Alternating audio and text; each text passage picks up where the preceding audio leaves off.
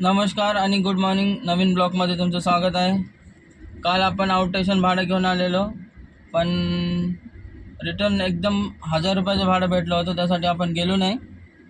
ज्या कस्टमरला आणलं होतं त्याच कस्टमरला वापस घाटकोपरला घेऊन जायचं. घाटकोपरला घेऊन जायचं.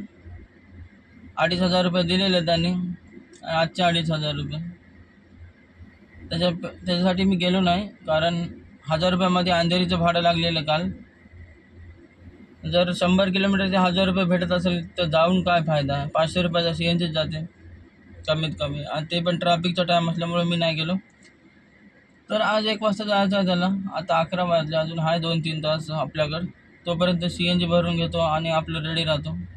त्याच्या घराची वास्तुशांती होती आणि त्या महाराजाला घेऊन आलेलो मी. त्याच्यामुळं इकडंच रात्र गुजरली आपली आजची, कालची. आणि आज निघूया. जर मी 1000 रुपयाचं भाडं घेऊन गेलो असतो मुंबई, पण रात्री इकून 3 तास दाखवत होता. 3 तासामध्ये एवढी ट्रॅफिक असणार, मग थकून गेलो असतो. त्याच्यापेक्षा इकडेच आराम केलं. 2500पेक्षा 500 गॅस जाईल, 2000 तर वाचतील. कालचे 2000, आजचे 2000, 4000 वाचले समजा.